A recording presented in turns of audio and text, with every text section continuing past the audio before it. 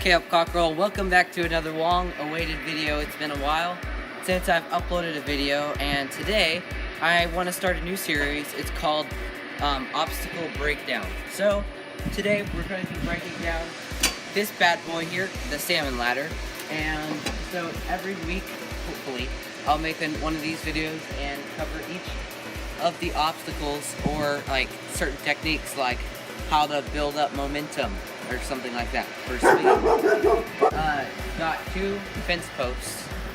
These were dug into the ground 2 feet in each post, and then we put a bag and a half of concrete, of like 80 pounds of concrete, and that's how we put them in the ground right there.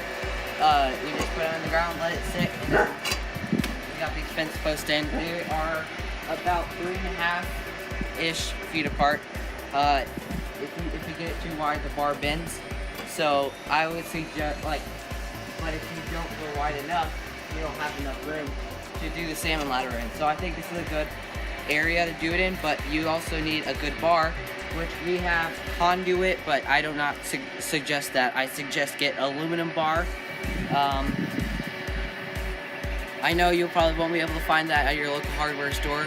So there's a website, you just have to go find it, and that's how you can get aluminum bar.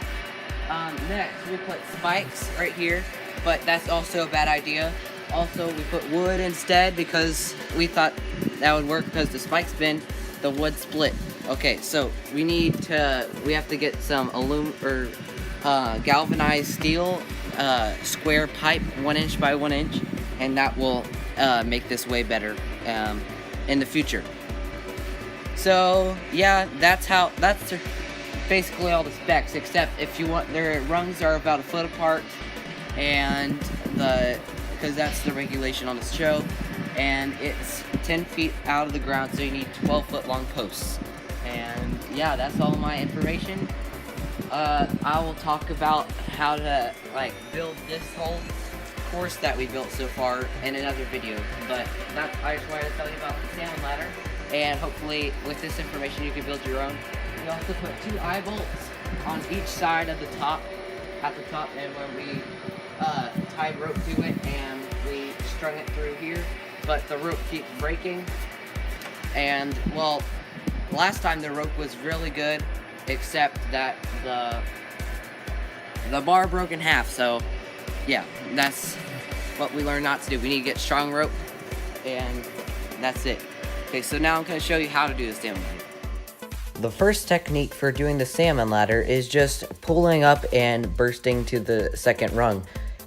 This way is a little uncomfortable for me. I prefer the next technique. This technique is kipping, pull up and kip up to the next rung. That's how I can do the salmon ladder pretty well. The last technique is doing a kind of a combination. You burst up with a kip. And those are my favorite techniques of doing the salmon ladder. This is just what I do to get up the salmon ladder. And yeah, that's about it. Okay guys, so that's basically all the different techniques that go into the salmon ladder.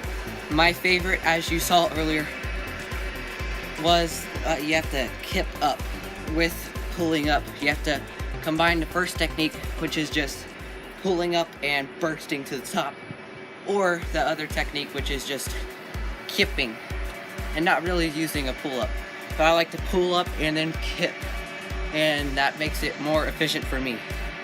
As of going backwards and switch grip, so switch grip, if you do switch grip, you have to flip the different grips so you don't have muscle imbalance. And if you do it backwards, that's kind of weird for me. I like to do it forwards, but if you do it backwards, that's also another technique. It feels more comfortable for me going forwards. So yeah, that's all the salmon ladder techniques and specs, and how to complete / how to build your own salmon ladder in your backyard. So that's about it. Thank you so much for watching. Be sure to smash that like button, and we'll see you guys and gals next time. Bye.